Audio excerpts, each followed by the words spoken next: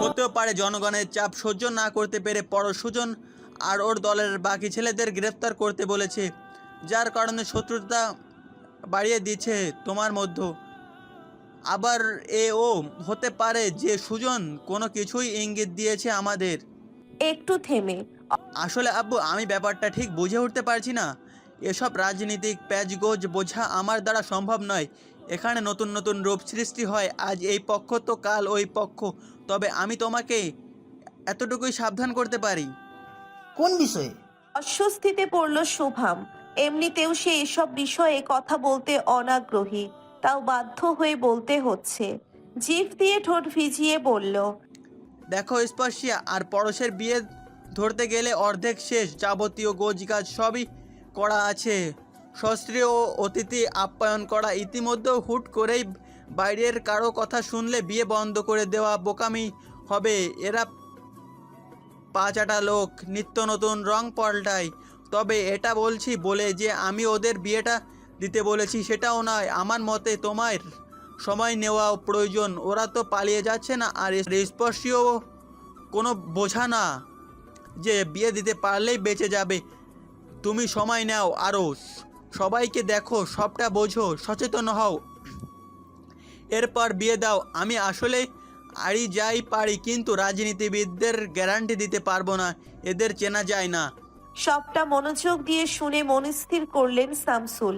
সাথে সাথেই ফোন দিলেন ও বাড়িতে।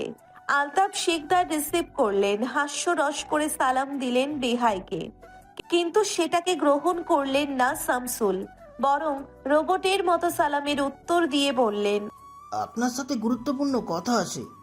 বুঝতে পারছি না কথাটা কি এসে বলবো নাকি ফোনেই। আমজাদ শিকদার অবাক হলেন, সাথে চিন্তিতও বললেন, কি হয়েছে? স্পর্শিয়া মা কি বেশি অসুস্থ? না, আসলে ফোনেই বলি, হয়তো যাওয়ার সময় হবে না। আসলে আমি বিয়েটা পেছাতে চাইছি। আমাদের ফ্যামিলিতে একটু প্রবলেম হয়েছে। আমার বোন বিয়েতে অনুপস্থিত থাকলে বিষয়টা খারাপ দেখাবে। ও এখানে নেই, কিছুদিন আগে কাশ্মীরে গিয়েছে। ভাবছি শান্তি এলেই বিয়েটা হবে। এতে কি তোমাদের কোনো আপত্তি আছে? বিচক্ষণতার দৃষ্টিতে ফোনের দিকে তাকিয়ে রইলেন আমজাদ। নিজেকে ধরা দিলেন না কভু।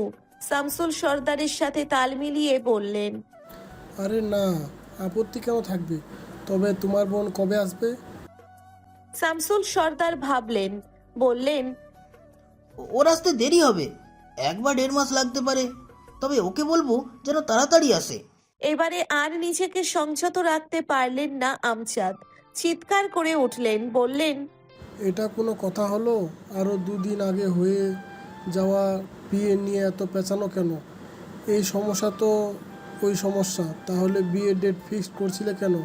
বাড়ির ডেকোরেশনের কাজ কদিন ঝুলিয়ে রাখবে? মেয়ে নিয়ে কি গেম শুরু করছো নাকি? নিজেকে দমাতে পারলেন না শামসুল। তিনি নিজেও চিৎকার করে উঠলেন, বললেন, গেম তো তোমার ছেলে শুরু করেছে। তাকে জিজ্ঞেস করো উদ্দেশ্যটা কি। শামসুল সর্দারের মেয়েকে নিয়ে ছলনা করলে কল্লা দুভাগ করে ফেলবো। বলে আর অপেক্ষা করলেন না, কেটে দিলেন ফোন। শোভামের উদ্দেশ্যে বললেন, দেখছিস ওদের মনে ময়লা, নাহলে বিয়ে পেছানোর খবর শুনে এভাবে খেপে যেত না। ওরা পারলে তোরে বেঁধে দিনের মধ্যে বিয়ে করতে চায়। শোভাম বিরক্ত চোখে বাবার দিকে তাকালো, বলল, ওদের খেপে যাওয়াটা অস্বাভাবিক কিছু না আব্বু। তুমি আর তোমার মেয়ে যেভাবে পোল্ট্রি খাচ্ছ, এতে তো খেপবেই। থেমে আবারও বলল, এভাবে ফোনে না বলে সকালে ওদের বাড়ি গিয়ে বুঝিয়ে বললেই তো হতো। পাত্তা দিলেন না শামসুল। গটগট পায়ে চলে গেলেন রুমের ভিতর।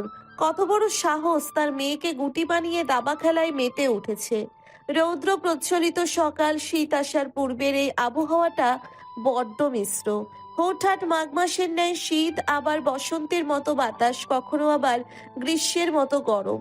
আজকের সকালটা যেন বসন্তের রূপ। যেমন শীতের আবছা আমেজ, ঠিক তেমনি ভ্যাপসা গরম। সব মিলিয়ে চমৎকার এক আবহাওয়া। ঘড়ির কাঁটা তখন 11টাকে ছাড়িয়ে যাবে প্রায়। স্পর্শী ব্যালকনিতে দাঁড়িয়ে আছে। রুমের এই পাশটা আরো চমৎকার। সূর্যমুখী ফুলের বাগানটা স্পষ্ট দেখা যায়। চারপাশটা শক্ত ইটের দেওয়ালে বাঁধানো। তার পাশেই ঘুরিয়ে রোপণ করা আছে আম গাছ, সুপারি গাছ, জাম্বুরা এবং পেয়ারা গাছ। সেই সারি পেরিয়ে গণ্ডির একদম ভেতরটাতে বিভিন্ন ফুল গাছের বাগান। স্পর্শীর এদিকটাই ফুল হিসেবে রয়েছে সূর্যমুখী এবং সন্ধ্যা মালতী। গাছগুলোকে হেলিয়ে দুলিয়ে আসছে ঠান্ডা বাতাস, তার উপর বিদ্যমান মিষ্টি রোদ যেন মনটাকে নিমেষেই সতেজতা দিয়ে দেয়। প্রকৃতি উপভোগ্য সময়েই আসে ফোন কল। ঘাড় ঘুরিয়ে রুমের দিকে তাকালো, তার ফোন বাজছে। নিরালস ভঙ্গিতে ব্যালকনি ছেড়ে রুমের দিকে গেল। ফোনের স্ক্রিন দেখতেই চমকালো, এমপি ফোন দিয়েছে। কিন্তু কেন? কাল রাতেই তো রেগেমেগে ফোন বন্ধ করে দিয়েছিল। তাহলে হুট করেই আবার এখন কেন? তাহলে তার রাগের সীমাবদ্ধতা এতটুকুই? ভাবতেই ঠোঁট এলিয়ে হেসে দিল। রিসিভ করে সতেজতা মাখানো কণ্ঠে বলল। বলুন। পরশ কোনো রকম ভনিতা ছাড়াই বলল।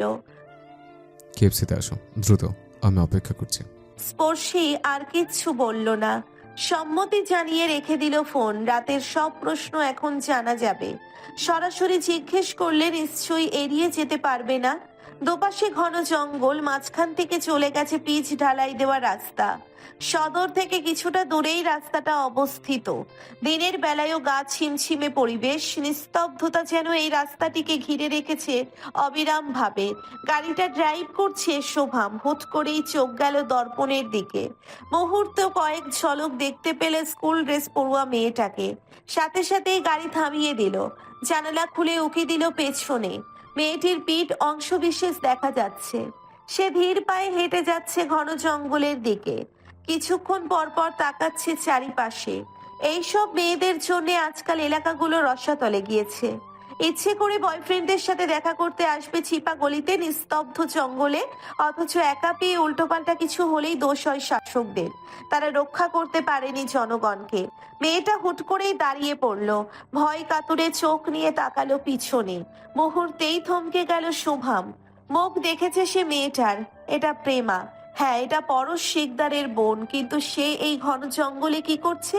ভাবতেই মনে পড়ল চিঠির কথা। ভরা জনসম্মুখে প্রেমপত্র দেওয়ার সাহস যে মেয়ের আছে, সে যে একাকী বয়ফ্রেন্ডের সাথে জঙ্গলে আসতে পারবে না, সেটার কি নিশ্চয়তা? ঘৃণায় গা ঘিন ঘিন করে এলো শোভামের। পুনরায় গাড়ি স্টার্ট দিতে গিয়েও থেমে গেল। ওর মুখ দেখে স্পষ্ট বোঝা যাচ্ছে সে ভয় পেয়ে আছে। কিন্তু কেন? তড়িৎ গতিতে গাড়ি থেকে নেমে গেল শোভাম। ধীর পায়ে পিছু নিতে লাগলো। ইতিমধ্যেই জঙ্গলের প্রায় মাঝামাঝি চলে এসেছে। প্রেমা এখনো হাঁটছে, চারিদিকে তাকাচ্ছে আর থেমে থেমে হাঁটছে। দেখেই বোঝা যাচ্ছে সে কাউকে খুঁজছে। আর সামনে গেল না শোভাম, বরঞ্চ সেখানেই দাঁড়িয়ে পড়ল। বুকে হাত বেঁধে গম্ভীর কণ্ঠে বলল। কাকে খুঁজছো? চমকে গেল প্রেমা, থমকে দাঁড়িয়ে গেল। পিছু ফিরে শোভামকে দেখতেই স্তব্ধ হয়ে গেল। ভয়ের তোড়ে কাঁপাকাঁপি লাগিয়ে দিল। বলল, কাউকে না। বলেই সোজা রাস্তার দিকে হাঁটতে লাগলো দ্রুত পায়ে। খপ করে হাত ধরল শোভাম, টেনে সামনে এনে দাঁড় করিয়ে এক ভ্রু উঁচিয়ে বলল, বয়ফ্রেন্ডকে খুঁজছো? অন্য যে কোনো সময় হলে প্রেমা হয়তো পায়ে পা লাগিয়ে ঝগড়া করত, কিন্তু এই মুহূর্তে সেটা সম্ভব না। চোখ বেয়ে টপ টপ করে পানি পড়ছে। ভয়ে হাত পা হিম হয়ে এসেছে। কান্না করতে করতে বলল, হাত ছাড়ুন, আমি কাউকে খুঁজছি না, বাড়ি যাব। তোমার ভাইদেরকে কি জানাবো যে তাদের বোন ক্লাস রেখে বয়ফ্রেন্ডের হাতে জঙ্গলে এসেছো? এই পর্যায়ে কেঁদে দিল প্রেমা। দুপাশে মাথা নাড়িয়ে অনবরত কাঁদতে কাঁদতে বলল, না না প্লিজ, কোনো বয়ফ্রেন্ড নেই, কাউকে খুঁজছি না আমি, আমাকে যেতে দিন। শোভাম চিন্তিত হলো, কণ্ঠে শীতলতা এনে বলল, আচ্ছা কেঁদো না, বলবো না কাউকে। আমাকে বলো কি হয়েছে, এখানে কি করছিলে? ক্লাস বাদ দিয়ে এই জঙ্গলে কেন এসেছো? প্রেমা নিজের কথায় অটল। সে অনবরত কাঁদছে আর হাত ছেড়ে দিতে বলছে। এদিকে শোভামও নাছর বান্দা, সে না জেনে প্রেমাকে যেতে দেবে না। ভয় দেখিয়ে বলল, দেখো, তুমি যদি ভালোই ভালোই সব বলো তাহলে যেতে দেবো, আর না বললে এখানে গাছের সাথে বাঁধবো, এরপর তোমার ভাইদের ডাকবো। এটা কি ভালো হবে?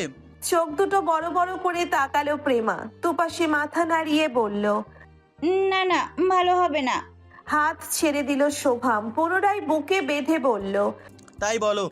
অস্বস্তিতে পড়ল প্রেমা, কিন্তু না বলেও কোনো উপায় নেই। আমতা আমতা করে বলল, একটা ছেলে আমাকে গত 7 দিন ধরে বিরক্ত করে। ও বলেছে ওর কাছে আমার গোসলের ভিডিও আছে, দেখা করে টাকা না দিলে সেটা ছেড়ে দিবে নেটে। কপাল কুঁচকে ফেলল শোভাম, বলল, তুমি কি বোকা? আজকাল এরকম কত ফ্রড আছে, টাকা হাতিয়ে নেওয়ার জন্য এরকম বিভিন্ন হুমকি দিয়ে টাকা নিতে চায়, আর তুমিও বিশ্বাস করলে? ফ্রড না, ও ভিডিও দিয়েছে আমাকে, আমি দেখেছি। আচ্ছা, তা তোমার বাড়িতে বসে ও ভিডিও করলো এবার কিভাবে? ক্লান্ত কণ্ঠে প্রেমা বলল। জানি না। শোভাম সন্দেহী চোখে তাকালো, বলল, কই দেখি ভিডিওটা, দেখাও তো। চমকে উঠল প্রেমা, দুহাত পিছনে সরে গিয়ে বলল। না, আপনাকে কেন দেখাবো? ছি। ভ্রু কুচকালো শোভাম, বলল, তাহলে কি ওটা তোমার ভিডিওই ছিল? বয়ফ্রেন্ডকে দিয়েছিলে নাকি? চিৎকার করে উঠল প্রেমা, বলল, না, ওটা আমার ভিডিও কেন হতে যাবে? ওটা অন্য কেউ ছিল। আমার বাথরুম এমন না, আর আমার কোনো বয়ফ্রেন্ড নেই। আপনার ভাবনা চিন্তা এত কুৎসিত কেন? আমি কেন গোসলের ভিডিও করতে যাব? তাহলে তো বুঝতেই পারছো এটা কেউ এআই দিয়ে বানিয়েছে। তারপরেও এখানে কেন এসেছো? প্রেমা মাথা নিচু করলো, ক্লান্ত কণ্ঠে বলল, আমি জানি ওটা আমি না, কিন্তু অন্য সবাই তো আর বুঝবে না। আর কয়েকজনেই বা বুঝবে ভিডিওটা ফেক। বুঝলেও সেও মজা করবে এটা নিয়ে। ও তো মাত্র 10,000 টাকাই চেয়েছে, তাই সেটা দিয়েই মুখ বন্ধ করতে চেয়েছিলাম, কিন্তু লোকটা তো এলো না। হাসলো শোভাম, কটাক্ষ করে বলল, বাহ, দারুণ সাহস, মুখ বন্ধ করতে একা একা জঙ্গলে এসেছো। বাহ বাহ, পাওয়ারই যোগ্য। পরক্ষণেই ধমক দিয়ে বলল, ও আর আসবে না। আসলেও হয়তো এখন পালিয়ে গেছে। দ্রুত আমার পেছনে আসো, জঙ্গলটা ভালো না। আর বাড়ি গিয়ে ভাইদের বলো এই বিষয়ে, তারা যথেষ্ট ক্ষমতাশালী। প্রেমা স্পষ্ট বুঝতে পারল শোভাম সর্দার তাকে এবং তার ভাইদের নিয়ে কটাক্ষ করছে, কিন্তু তারপরেও মেনে নিল। বলল, না, ভাইয়াকে বলা যাবে না। কি বলবো আমি যে আমার গোসলের ফেক ভিডিও কেউ বানিয়েছে? এরপর জানাজানি হয়ে গেলে ওই লোক যদি রেগে নেটে ছেড়ে দেয় তখন?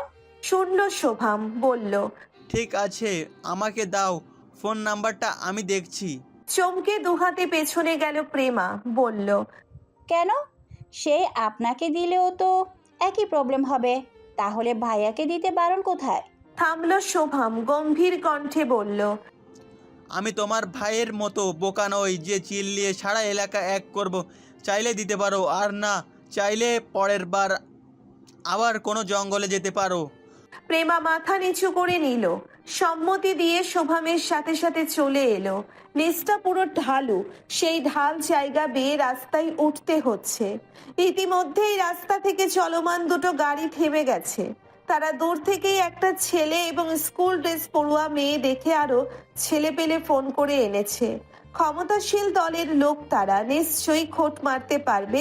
বিরাট অঙ্কের টাকা না পেলেও অন্তত পক্ষে হাতের ফোন নেওয়া যাবে। ছোট ছোট কয়েকজন কিশোর এবং দুটো সিএনজি তাকিয়ে আছে তাদের দিকে। কিশোরদের বয়স খুব বেশি হলে 18, এর বেশি নয়। শোভামরা কাছে আসতেই অবাক হলো, একে অপরের দিকে চাওয়াচাওয়ি করতে লাগলো। ইতিমধ্যেই গাড়ির মধ্যে ফিসফিস আওয়াজ শুরু হয়ে গেছে। শোভাম সেদিকে তাকিয়ে কিছুটা চমকালো। এরপর প্রেমাকে পিছু আসতে বলে সন্তর্পণে গাড়ির দিকে চলে গেল। তাদেরকে পাত্তা দিচ্ছে না দেখে সিএনজিতে থাকা বয়সজ্যেষ্ঠ এক লোক বললেন, কি এমন জামানায় আইলাম, পোলা মাইয়া দিনের আলোয় আকাম কুকাম করে জঙ্গলের মধ্যে যাইয়া। বড়লোকের পোলা মাইয়া বইলা ছাড় পাইল, আমাকেও তা হইলে জুতো পেটাও করতো আস্থার মধ্যে। একটানা আধা ঘন্টা ধরে অপেক্ষা করছে স্পর্শী। শেষমেশ বাধ্য হয়ে নেমে এলো বাইরে। একদম 12টায় আসার কথা বলেও আসেননি পরশ শিকদার। 12টা পেরিয়ে এখন মিনিটের কাটা গিয়েছে 33-এর কোটায়। বিরক্ত হয়ে আর ফোনও দিল না। আসার সময় গাড়ি নিয়ে আসেনি। প্রায় দুপুরের এই ঘরটাতে পিরোজপুর সদরে গাড়ির অবস্থানও কম, বিশেষ করে এই পাশটায়। যাও গাড়ি চলাচল করছে সেটাও বেশিরভাগ বিপরীত দিকে গতিশীল। ব্রিজের ওদিকে যাওয়া গাড়ির সংখ্যা খুবই কম। ফুটপাত থেকে মেইন রোডে নেমে এলো স্পর্শী। হাত বাড়িয়ে গাড়ি থামানোর প্রয়াস করতেই দ্রুত গতিতে এগিয়ে এলো এক কালো রঙের গাড়ি। স্পর্শী তখন সামনের দিকে তাকালো, পেছনে তাকানোর সুযোগটাও পেল না। কয়েক সেকেন্ডের মধ্যে গাড়িটি তার পাশে থামিয়ে দরজাটা খুলে নিমেষেই তাকে টেনে মধ্যে নিয়ে যায়। আচমকা তাল সামলাতে না পেরে আগন্তুকের বলের সামনে হার মানল সে। যেন কোনো এক পণ্যের দলা নেমে সেই গাড়ির মধ্যে টেনে নিয়ে পুনরায় পুরো দমে গাড়ি চলতে লাগলো। এই অনাকাঙ্ক্ষিত ঘটনায় হতভম্ব হয়ে চোখ খিচে বন্ধ করে নিল সে। আন্দাজ করতে পারল গাড়ির মধ্যে সিটে বসে থাকা কোনো এক আগন্তুকের কোলের উপর সে বসা। লোকটার ডান হাতটা স্পর্শের পেট জড়িয়ে কাঁধের কাছে চাপটে ধরা। এভাবেই টেনে এনেছে সে, আর সেই হাতেরই মাংসপেশিতে মাথা নইয়ে মুখ লাগিয়ে বসে আছে স্পর্শী। না, সে চুমু খাচ্ছে না লোকটাকে, বরং টেনে নেওয়ার সাথে সাথেই ওই মাংসপেশিতে সজোরে কামড় বসিয়েছে, যেই দাঁতগুলো এখনো অবস্থান করছে সেখানে। লোকটা চলন্ত গাড়ির মধ্যেই ছিটকে পাশের সিটে ফেলে দিল স্পর্শীকে। স্বীয় হাতটাকে কয়েকবার ঝাড়ি মেরে নাকমুখ বিষ যন্ত্রণায় কুঁচকে ফেলল। রাগ এবং কটাক্ষের তীব্রতা মিশিয়ে বলল, এইভাবে কালনাগিনের মধ্যে কামড় ধরেছিলে কেন? চমকে তাকালো স্পর্শী। পাশের সিটে পরশকে দেখতেই কয়েকবার আশেপাশে তাকালো। অচেনা গাড়ির সামনে অচেনা ড্রাইভার, আর পাশে পরিচিত মানুষটা। সব মিলিয়ে অনুভূতিগুলো দলা পাকিয়ে যাচ্ছে। কয়েকবার ঘন নিঃশ্বাস নিয়ে পরশের হাতের দিকে তাকালো। দাঁত বসে গেছে। ইস, এতটা জোরে কেন দিল সে কামড়? কিন্তু মুখে স্বীকার করলো না, বরং রাগ নিয়ে বলল, এসব কি ধরনের ছেলে মানুষই এভাবে কেউ গাড়িতে ওঠায়? আমি তো ভেবেছি অপরিচিত কেউ। আর আপনার কি ধারণা যে কেউ আমাকে জোর করে গাড়িতে তুললে আমি স্বেচ্ছায় তার কোলে উঠে বসে থাকবো, তাও কোনো রিয়াকশন ছাড়া? দাঁতের চিহ্নটার উপরে আরেকবার হাত বোলালো পরশ। সামনের মিররে তাকাতেই দেখলো ড্রাইভারের হাস্য উজ্জ্বল মুখ। মুহূর্তেই ধমক মেরে বলল, মিরর নিচে নামাও, আর ভুলে পেছনে তাকাবে না। লোকটা ভয় পেয়ে গেল। দ্রুত মাথা নাড়িয়ে আয়নাটাকে নিচে ঘুরিয়ে দিল। এরপর মনোযোগ সহিত পুনরায় গাড়ি চালাতে আরম্ভ করলো। পরশ স্পর্শের দিকে তাকালো, এরপর কণ্ঠে সহজতা এনে বলল, ভয়ের কিছু নেই, আমি তো, স্বাভাবিক হও। স্পর্শী নড়ে চড়ে বসলো, কিন্তু সন্দেহ কমলো না। সে তো কেএফসিতে আসতে রাজিই ছিল। তারপরেও কেন এভাবে জোর করে গাড়িতে তুললো? এমনটা করার কারণই বা কি? পরশের দিকে তাকিয়ে সন্দেহী কণ্ঠে বলল, আমরা কোথায় যাচ্ছি? কাছে অফিসে। সে কি নির্ভেজাল স্বাভাবিক গলা। শব্দ দুটোর মধ্যে নেই কোনো প্রশ্ন, সংকোচ বা সন্দেহ। যেন আজ তাদের কাজী অফিসে যাওয়ারই কথা ছিল। স্পর্শে চমকালো, থমকালো, কণ্ঠে বিস্ময় নিয়ে আর্তচিৎকার করলো, বলল, হোয়াট? ভ্রু দুটো কুঁচকে স্পর্শের দিকে তাকালো পরশ, ব্যঙ্গ করে বলল, এত অবাক হওয়ার কি আছে? এমনভাবে চিৎকার করছো যেন তোমাকে জাহান্নামে নিয়ে যাচ্ছে। আরে কাজে অফিসে তো, আজ নয়তো কাল বিয়ে তো হবে। সেটা আজ করে নিলে সমস্যা কোথায়? খুব বেশি সমস্যা হলে গোপন থাকবে কথাটা।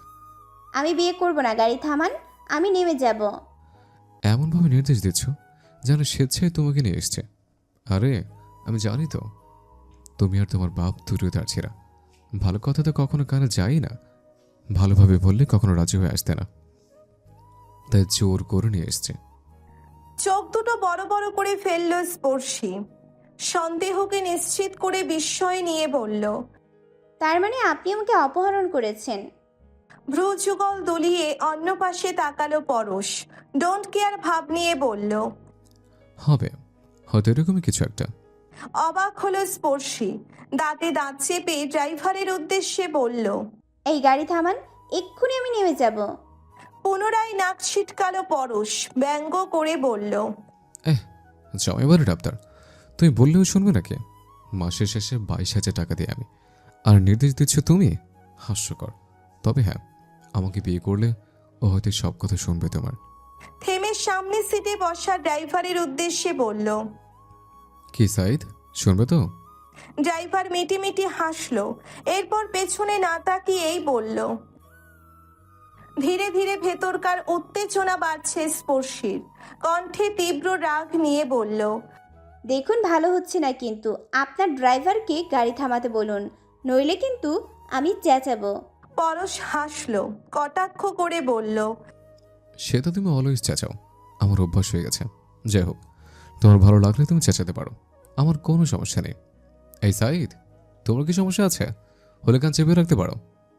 শাহিদ আবারও হাসি আটকে কোনো রকমে বলল। স্পর্শী এবারে রাগের সর্বোচ্চ পর্যায়ে পৌঁছলো। এদিকে গাড়ি থামানোর কোনো নামই নেই, বরঞ্চ ধীরে ধীরে এর গতি বাড়ছে। চিৎকার করে বলল। হচ্ছেটা কি এসব? পরশ চমকে তাকালো, এরপর গম্ভীর কণ্ঠে বলল। আচ্ছা, রাগ করো না। শোনো, তোমাকে আমি অপহরণই করেছি। এবার যদি তুমি আমার থেকে অনুমতি চেয়ে চেঁচাতে চাও, তাহলে আমি ঠিক কি করব বুঝতে পারছি না। আদৌ কোনো অপহরণকারী ভিকটিমকে চেঁচানোর অনুমতি দেয় কিনা জানি না, তবে তুমি চাইলে চেঁচাতেই পারো। আপনি কি আমার সাথে ঠাট্টা করছেন? সরাসরি দৃষ্টি দিল স্পর্শীর দিকে, গম্ভীর কণ্ঠে বলল। তোমার কানে কি কখনো সিরিয়াস কথা ঢুকেছে? তাই ভাবলাম এবারে মজাই করি। স্পর্শী নিজেকে শান্ত করলো। যাই হোক না কেন, উত্তেজিত হওয়া যাবে না, এতে উল্টে নিজেরই ক্ষতি। এতক্ষণের উত্তেজনায় শরীরটা নেতিয়ে পড়েছে। ক্লান্ত মাথাটা ইচ্ছে করেই পরশের কাঁধে হেলিয়ে দিল। চমকে তাকালো পরক্ষণেই, ঠোঁট কামড়ে বলল। পড়ানোর চেষ্টা করছো? করতেই পারো, আমি আমার এসবে একটুতেই করেছি। সাইদ, পেছনে তাকাবে না। শাহিদ আবারও মাথা নাড়িয়ে সাই দিল। স্পর্শী চোখ বন্ধ করে নিল। এই লোকের সাথে তেরামি করা যাবে না, তাহলে উল্টে নিজেরই ক্ষতি। কিছুক্ষণ চোখ বন্ধ করে ওভাবেই পড়ে রইল, এরপর শান্ত কণ্ঠে বলল। সকালে কিচ্ছু খাইনি, আপনি বলেছেন কেএফসিতে আসতে, তাই না খেয়েই বেরিয়েছি। এখন আমার খিদে পেয়েছে। পরশ স্পর্শের মুখের দিকে তাকালো, বলল। ঘন্টাখানেক না খেয়ে থাকো, আরও খেতে পারো। এরপর একসাথে আস্তে একটা বিয়ে খেও। চারিদিকে ঘন সবুজ ঝাউবন, পাখির কলকাকলি, বাতাসের শো শো শব্দ, তীরে এসে আছড়ে পড়া সাগরের ঢেউ। প্রকৃতির এই দৃষ্টিনন্দন লীলাভূমিটির নাম শুভ সন্ধ্যা সমুদ্র সৈকত। এর অবস্থান বরগুনা জেলার তালতলী উপজেলার সোনাকাটা ইকো পার্ক সংলগ্ন নলবনিয়ার চরে। কিছুদিন আগেও স্থানীয়দের কাছে এই স্থানের পরিচয় ছিল বালুর চর ও শুটকি পল্লী হিসেবে। পরে পর্যটক আকৃষ্ট করতে স্থানীয় জনপ্রতিনিধিদের সহযোগিতায়তের পরিচিত ছড়িয়ে দিতে সেখানে 2019 সালের 23শে নভেম্বর দেশের বৃহৎ জ্যোৎস্না উৎসবের আয়োজন করে বরগুনা জেলা প্রশাসন। এরপর থেকেই প্রতিদিন ভ্রমণ পিপাসু মানুষ আসছেন এখানে।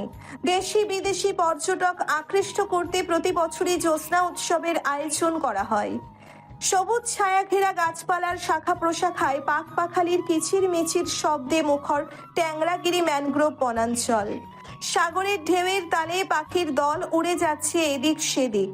ছোট বড় ট্রলার নিয়ে জেলারা ছুটছে গভীর সাগরের দিকে। এমন দৃশ্য চোখে পড়বে বঙ্গোপসাগরের তীর ঘেঁষে প্রাকৃতিকভাবে জেগে ওঠা এই সোনাকাটা বনে। এটি স্থানীয়ভাবে ফাতরার বন হিসেবে পরিচিত। সুন্দরবনের পর এটি সর্ববৃহৎ ম্যানগ্রোভ বনাঞ্চল। সমুদ্রের কোল ঘেঁষে বনটির অবস্থান। বানর, শূকর, বনমোরগ, মদনটাক, কাঠবিড়ালি, মেছোবাঘ, লাল কাঁকড়া, বক সহ বিভিন্ন প্রজাতির পশু পাখি আর সাপের অবাধ বিচরণ সোনাকাটা বনে। সমুদ্র সৈকতে দাঁড়িয়ে উপভোগ করা যাবে সূর্যাস্ত কিংবা সূর্যোদয়ের পাশাপাশি ছোট ছোট ট্রলারে জেলেদের জাল ফেলে ইলিশ ধরার দৃশ্য। নাগরিক কোলাহল থেকে দূরে প্রশান্তির ছোঁয়া পেতে পর্যটকদের হাতছানি দিচ্ছে শুভ সন্ধ্যা সমুদ্র সৈকত ও সোনাকাটা ইকো পার্ক। স্থানীয় এবং দূর দূরান্তের মানুষরা একে মিনি কুয়াকাটা বলেও চেনে। ইকো পার্কের ভেতর ছোট্ট একটা টেবিলে বসে আছে পরশ। সামনেই মুখমণ্ডল অন্ধকার করে বসে আছে স্পর্শী। রাগে গজগজ করছে সারা শরীর। ঠোঁট ভেঙচি মেরে বলল। পাষাণ। পরশ চমকালো, ভ্রু উঁচিয়ে জিজ্ঞেস করলো। কেন, ভালো লাগছে না? কতক্ষণ ধরে না খেয়ে আছি। পরশ হাসলো, বলল, আসছে খাবার। স্পর্শী স্নিগ্ধ দৃষ্টিতে চারপাশটা একবার দেখলো। এখানকার বাতাসটা যেন একটু বেশি শুদ্ধ। এখানে কেন এনেছেন আমাকে? পরশ স্পর্শীর দিকে তাকালো। তার চোখে মুখে স্পষ্ট সন্দেহ লেপ্টে আছে। সেই সন্দেহকে আরেকটু গাঢ় করতে পরশ বলল, ভাবছি বিয়ে শেষে হানিমুনটা সেরে তারপর পিরোজপুরে ফিরবো। তুমি কি বলো?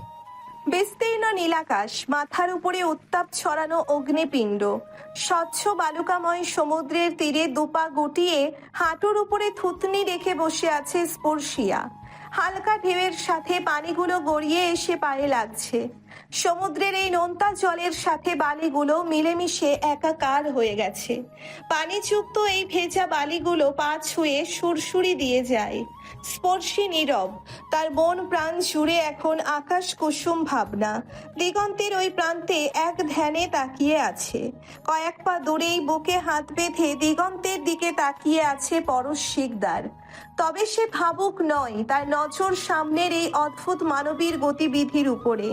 বলেছিল ছাউনির নিচে বসতে, কিন্তু সে বসেনি। তাকে অগ্রাহ্য করে চলে এসেছে এই বালির আস্তরণের উপর। জামা কাপড়ের জও আনেনি, অথচ কি সুন্দরভাবে নির্দ্বিধায় বসে আছে মাটিতে, যেন কোনো চিন্তাই তাকে ছুতে পারছে না। স্বীয় গাম্ভীর্যতা এবং দাম্ভিকতার জেরে পরশ এখনো বসতে পারেনি। ভেতরের খুঁতখুঁতে সত্তাটা বাধা দিচ্ছে বারংবার। কিন্তু এভাবে দাঁড়িয়ে আর কতক্ষণ? বাধ্য হয়ে হেঁটে গেল স্পর্শীর কাছে। পিঠ পিছনে মিনিট খানেক দাঁড়ালেও পিছু ফিরল না স্পর্শী। পরশ অগোচরে হাসল। পৃথিবীতে এটাই একমাত্র নারী যাকে সে বুঝে উঠতে পারে না কোনো মতেই। এই রাগ, এই ভালোবাসা, এই অভিমান তো এই ঝগড়া।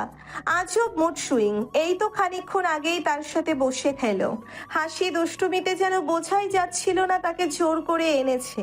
হুট করেই আবার সমুদ্রের এপাশটাতে এসে গম্ভীর হয়ে গেল। চুপ করে এপাশটাতে এসে বসে রইল মুখে কুলু পেটে।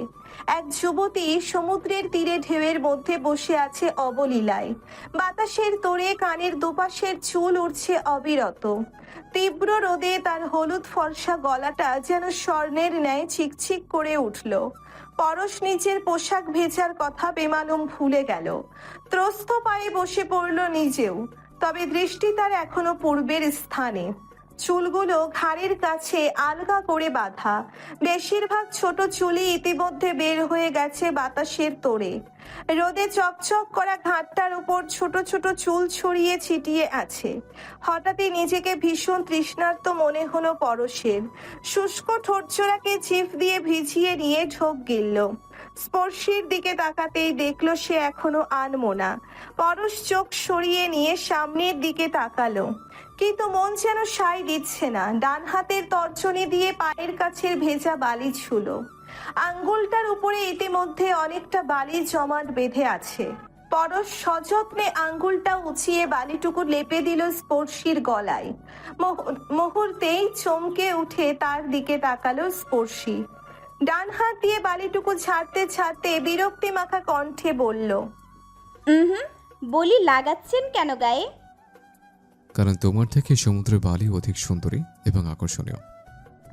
ভ্রুযুগল কুচকে কপালে 3 ভাঁজ ফেলল স্পর্শী। বলল, ওহ, তাই বুঝি বালি দিয়ে আমার এই অসুন্দর শরীরটা ঢেকে দিচ্ছেন? পরশ হাসল।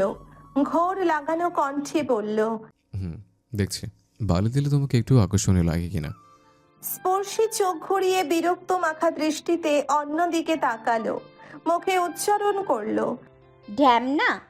আচমকাই এক হাত দিয়ে স্পর্শীর পিঠ জড়িয়ে নিজের দিকে টেনে আনলো পরশ। হাস্য উজ্জ্বল মুখটাকে কানের কাছে নিয়ে বলল, darling, you are so attractive. স্পর্শীয় পরশের ন্যায় মুখটাকে তার কানের কাছে নিল। ফিসফিস করে বলল, হাতটা সরান আর দূরত্ব বজায় রাখুন মাননীয় অসভ্য এমপি। তড়িঘড়ি করে হাত সরিয়ে খানিকটা দূরত্ব বজায় রাখলো পরশ। সে ভেবেছিল স্পর্শীও তাকে সাই জানাবে, কিন্তু হুট করেই এমন অপমানে থমথমে হয়ে গেল মুখ। অস্বস্তিতে ভেসে গিয়ে টপিক পাল্টাতে বলল, কক্সবাজারের কথা মনে আছে? সাই জানালো স্পর্শী। বলল, বলবো কি করে? কক্সবাজার গিয়েই তো আপনার মতো একটা অমানুষের প্রেমে পড়েছিলাম, যার কারণে প্রতিনিয়ত লজ্জা ঘৃণা আমাকে আষ্টে পৃষ্ঠে ধরেছে। পরশ নিশ্চুপ হয়ে তাকিয়ে রইল স্পর্শীর মুখের দিকে। কথা অগ্রাহ্য করে হেসে বলল, যাক, অবশেষে স্বীকার করলে তুমি আমার প্রেমে পড়েছিলে। স্পর্শী একটুও গলল না, বরং বরাবরের মতো চোখে মুখে গাম্ভীর্য নিয়ে বলল, আপনার এই নরপিশাচের মতো মুখোশটা আমার থেকে লুকিয়ে রাখলেও হয়তো অন্তত নিজের প্রতি এতটা আফসোস হতো না, যা হতো সেটা আমার আড়ালে হতো। এভাবে চোখের সামনে মেনে নেওয়া যায় না। কেন করলেন এমনটা? পরশ স্নিগ্ধ দৃষ্টিতে স্পর্শীর দিকে চাইল, বরাবরের মতো শান্ত কণ্ঠে জিজ্ঞেস করল। কি করেছি আমি? ক্ষোভের চূড়ান্ত পর্যায়ে পৌঁছে হতবিহ্বল হয়ে গেল স্পর্শী। সর্বোচ্চ আক্রোশ নিয়ে খামছে ধরল বুকের উপর জড়িয়ে থাকা পাঞ্জাবি। ক্রোধ নিয়ে চিৎকার করে বলল, লজ্জা করছে না এমন প্রশ্ন করতে? অসভ্য! আপনি তো নির্লজ্জ। নির্লজ্জারাও আপনাকে দেখলে লজ্জা পাবে। বুকের উপরের আস্তরণটা থাবা দিয়ে এখনো ধরে আছে স্পর্শী। পরশ হাত দুটোকে টেনে আরেকটু কাছে আনলো, চোখে মুখে কৌতূহল নিয়ে ফিসফিস করে বলল। ঘৃণা করো আমায়? পরশের ওই গভীর চোখ দুটোর দিকে সরাসরি দৃষ্টি দিল স্পর্শী। ওই শান্ত স্নিগ্ধ চোখ দুটো যেন নিমেষেই ক্রোধানলে দগ্ধ হওয়া চোখ দুটোকে দমিয়ে দিল। ধীরে ধীরে সে চোখে জমল অশ্রু। কণ্ঠ ভেঙে এলো স্পর্শীর, বলল, সেটাই তো পারছি না। যদি ঘৃণা করতে পারতাম তাহলে হয়তো নিজেকে শান্ত রাখতে পারতাম। অন্তত পক্ষে প্রতিনিয়ত একটা বিশ্রী ঘটনার দায় নিয়ে ঘুরতে হতো না। আমারই ভবিষ্যৎ স্বামী, যার সাথে আমি সারা জীবনটা কাটাবো, যার সাথে আমার একটা সুন্দর সংসার হবে, যে আমার সন্তানের বাবা হবে, সেই লোক অন্য আরেকটা মেয়ের সম্মানহানির জন্য দায়ী। তার চোখের গণ্ডির বাইরের মেয়েগুলো ভোগের সামগ্রী। তাদের ইজ্জত গেল না প্রাণ গেল, এতে কিচ্ছু এসে যায় না, বরং সে অপরাধীদের রক্ষা করার জন্য সর্বদা সচল। আপনার মা আছে, আপনার বোন আছে, আপনার স্ত্রীও হচ্ছে, এমনকি ভবিষ্যতে কখনো মেয়েও হবে। ভয় করছে না? কিভাবে পারলেন এতটা হিংস্র হতে? এই ঘটনা যে কখনো আপনার বোন বা মেয়ের সাথে ঘটবে না, এর নিশ্চয়তা কি? হাত ছেড়ে দিল পরশ। সেখান থেকে উঠে হেঁটে গেল কিছুটা, কণ্ঠে গম্ভীরতা নিয়ে বলল, তোমার কি ধারণা তুমি খুবই মহৎ আর বাকি সবাই নিষ্ঠুর? কথা ঘোরাবেন না। আশ্চর্য হলো পরশ, রাগত্ব স্বরে বলল, আশ্চর্য? এখানে কথা ঘোরানোর কি আছে? আর তুমিও বা এমন কেন? কোনো কাজকে আস্তে ধীরে করা যায় না নাকি? চিল্লেই বিষয়টাকে কিছুর মতো পাকানোটাই স্বভাব। কবে একটা ঘটনা ঘটেছে সেটা নিয়ে এখনো পড়ে আছো। আর ধর্ষণটা করেছে আমারই দলের প্রধান, যাকে আমার ডান হাত বলে সবাই জানে। এই ঘটনা নিয়ে এবার লাফিয়ে ঝাঁপিয়ে কাজ করলে আমার বিপদ, সেটা কেন বুঝতে পারছো না? তুমি কি জানো এই কদিনে আমি ঠিক কতটা চাপের উপর ছিলাম? প্রেস, মিডিয়া, প্রশাসন, মন্ত্রী, কতজনকে সামলাতে হয়েছে। আর মাঝখানে তুমি গিয়ে ঢুকলে, আর ঢোকা তো দূরে থাক, সরাসরি গোয়েন্দাগিরি করা শুরু করলে। আমাকে জানানোর প্রয়োজনটুকুও মনে করলে না। আমি যতই বিষয়টাকে গোছাতে চাই, তুমি ততই কেচের মতো খুঁজতে থাকো। এর মধ্যে আবার বিয়েটা নিয়ে নাটক শুরু করলে। ইচ্ছাতে করছিল সারা জীবনের মতো বউ বানিয়ে দিতে। তার ছেড়ে কোথাকার। তাই বলে আপনার ক্ষতি হবে দেখে নিজ স্বার্থের জন্য একজন ধর্ষককে রক্ষা করবেন, ওকে পালিয়ে যেতে সাহায্য করবেন? পরশ ভ্রু কুঁচকে স্পর্শীর দিকে তাকালো, বলল, ওকে পালিয়ে যেতে দিয়েছি মানে? চমকে তাকালো স্পর্শী, কৌতূহল নিয়ে বলল, তাহলে ওরা এখন কোথায়? যেখানে থাকা উচিত সেখানে। মানে কোথায় আছে? পরশ বিরক্তিকর দৃষ্টি নিয়ে তাকালো, বলল, জেলে। হতভম্ব হয়ে তাকিয়ে রইল স্পর্শী। উত্তেজিত হয়ে দাঁড়িয়ে গেল, সাথে সাথে এগিয়ে এসে পরশের কাছে দাঁড়িয়ে বলল, না, জেলে তো ছিল না। আমি অনেকবার গেছি, জিজ্ঞেস করেছি। পরশ ভাবলেশহীন ভাবে বলল। আজ ভোরে অ্যারেস্ট হয়েছে। উৎফুল্ল কণ্ঠে আর্তনাদ করে উঠল স্পর্শী, বলল, সত্যি? ওরা কি পালিয়েছিল? পুলিশ খুঁজে নিয়ে অ্যারেস্ট করেছে? বিরক্ত হলো পরশ, ধমক মেরে বলল, আরে এত প্রশ্ন করো কেন? তোর জানার কি দরকার? ওরা ছিল আমার কাছে। একদিন আমি সবার থেকে লুকিয়ে রেখেছিলাম আমার গোটাউনে। আজ আবার ধরিয়ে দিয়েছে, বুঝছো? আর প্রশ্ন করবে না। কিছু মুহূর্ত হতভম্বের মতো তাকিয়ে রইল পরশের মুখপানে। সেই মুখশ্রীতে নেই কোনো মিথ্যের ছাপ। স্পর্শে ঘুরে বসলো পরশের দিকে, হাতটা নিজের দুহাতের মুঠোয় নিয়ে স্নিগ্ধ কণ্ঠে বলল, দেখুন, আমি জানি সুজনের ভূমিকা আপনার রাজনৈতিক জীবনে অনেক গুরুত্বপূর্ণ। ওর অনুপস্থিতিও আপনার দলের মধ্যে অনেক প্রভাব ফেলবে। সামনে উপজেলা চেয়ারম্যান নির্বাচন। এই মুহূর্তে দলের গুরুত্বপূর্ণ লোকদের নিয়ে এমন এলোমেলো হওয়ার সম্ভাবনা ও অনেকটা ক্ষতির কারণ হবে। কিন্তু কিচ্ছু করার নেই। আমি জানি ও আপনার খুবই প্রিয়। আপনি চাইলেও ওকে বাঁচাতে পারবেন না। যদি ক্ষমতার বলে সেটা পারেনও, তাহলেও তার প্রভাব পরবর্তীতে বিশাল আকার ধারণ করবে। জনগণ ইতিমধ্যে আপনার বিরুদ্ধে কানাঘুষা করা শুরু করে দিয়েছে। ক্ষমতায় আসার সাথে সাথেই এমন নেতিবাচক দৃষ্টিতে আপনার ক্যারিয়ারের ওপর ধুলো জন্মাবে। আজ আমি আপনার বিরুদ্ধে কথা বলছি, কাল আরও 10 জন সেই জায়গায় দাঁড়াবে। একবার যদি জনরোষের সৃষ্টি হয়, তাহলে ওপর মহল থেকেও প্রচুর চাপ আসবে আপনার উপর। একটু ঠান্ডা মাথায় ভাবুন এমপি সাহেব, সুজন ভুল করেনি যে ওকে ক্ষমা করে দেওয়া যাবে। ও অন্যায় করেছে, গুরুতর অন্যায়। একটা মেয়ের জীবন শেষ করে দিয়েছে। আজ আপনি ওকে সাহায্য করছেন, ওর ভরণ পোষণ থেকে শুরু করে লেখাপড়ার দায়িত্ব নিয়েছেন, চিকিৎসার দায়িত্ব নিয়েছেন। কিন্তু বলুন তো, জীবনে কি এগুলোই সাপ? ওর সুন্দর একটা ভবিষ্যৎ একটা সন্ধ্যায় নষ্ট হয়ে গেছে। এই তো আমাকেই ধরুন না, আমি যদি আজ ধর্ষিতা হতাম, আপনি কি আমায় বিয়ে করতেন? একদমই না। ফিরেও তাকাতেন না কখনো, ঘেন্না করতেন সেখানে ওই মেয়েটা সারা জীবন বাইরের লোকের কুকথা ঘৃণা নিয়ে বড় হবে। এইটা কত বড় ক্ষতি ভেবেছেন একবারও? পরশ নিশ্চুপ হয়ে ঢেউয়ের দিকে তাকিয়ে আছে।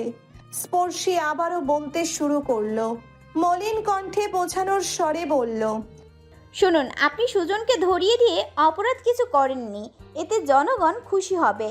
আপনি একজন অপরাধীকে ধরিয়ে দিয়েছেন, নিজের প্রিয় লোককেও অপরাধের জন্য ক্ষমা করেননি। এটা কতটা সম্মানের ভাবতে পারছেন?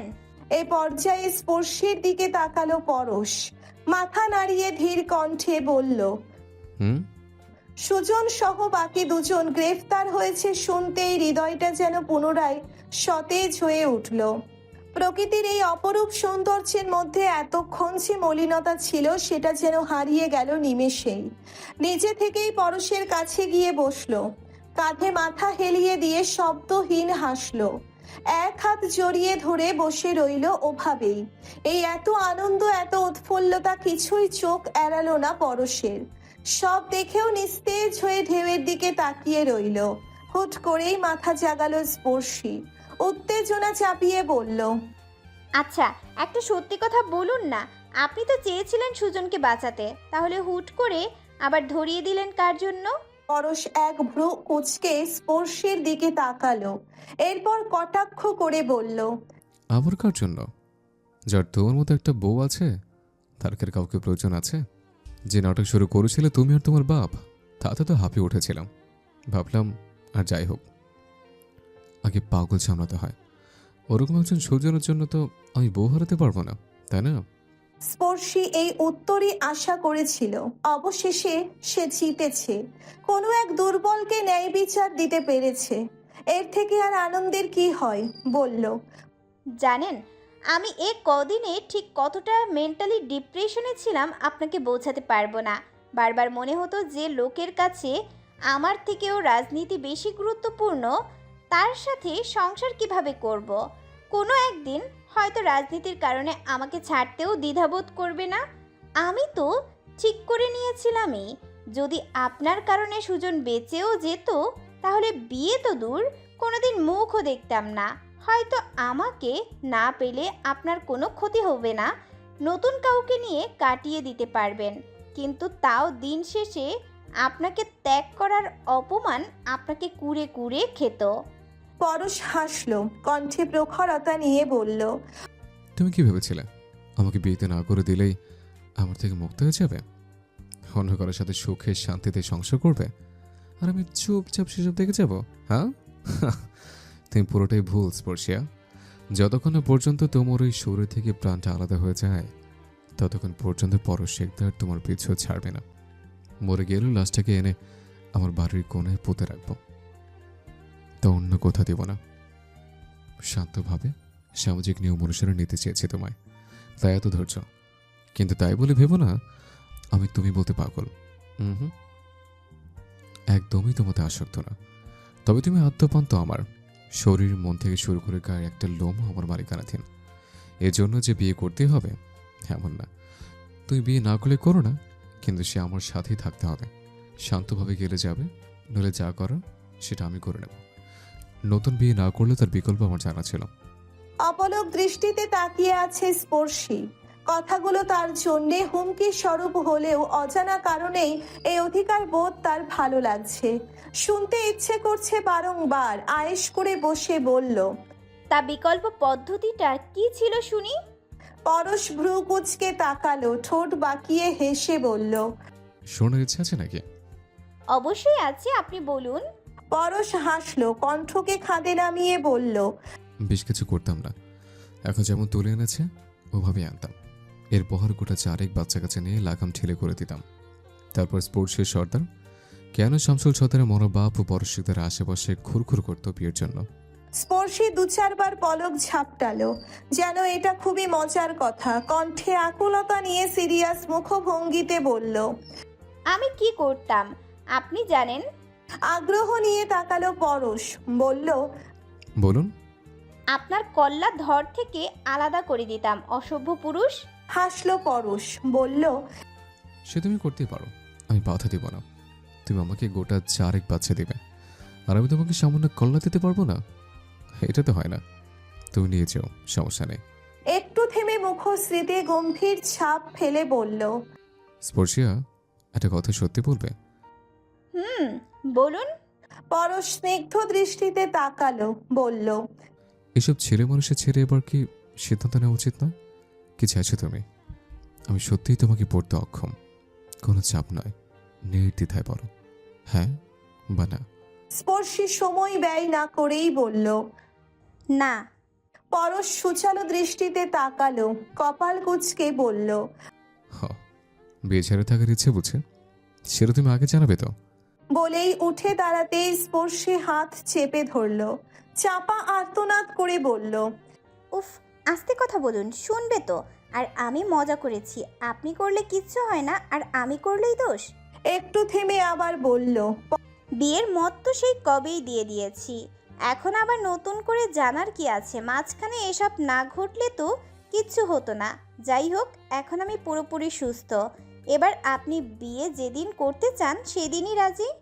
পরশ গম্ভীর কণ্ঠে বলল, আমি বললে আছে, যেদিন বলবো সেদিনই করবে। মাথা নাড়ল স্পর্শী। পরশ পুনরায় বলল, ভেবে বলছো তো? যখন বলবো যেভাবে বলবো সেটাই মানবে? আমি রাজি। মুহূর্তেই উঠে দাঁড়ালো পরশ, স্পর্শের হাত ধরে সজোরে টেনে উঠালো। ফোন হাতে নিয়ে কল লাগালো ড্রাইভারের নাম্বারে। গাড়িতে তার অতিরিক্ত পোশাক থাকলেও স্পর্শের নেই, দ্রুত পোশাক আনাতে হবে। ড্রাইভারের সাথে কথা বলার পরপরই ফোন লাগালো পাভেলের নম্বরে। ওপাশ থেকে রিসিপ্ট করতেই কণ্ঠ নিচুতে নিয়ে বলল, ফেসেছে, দ্রুত আয়। এরপর ফিরে এসে আবারও স্পর্শীর হাত ধরলো, এগিয়ে যেতে লাগলো তীরের দিকে। স্পর্শী কৌতূহল নিয়ে বলল, এক্ষুনি বাড়ি যাবেন? আমি তো সূর্যাস্ত দেখতে চেয়েছিলাম। প্রয়োজনে বাড়ি ফোন করে জানিয়ে দিচ্ছি যে আমি আপনার সাথে আছি।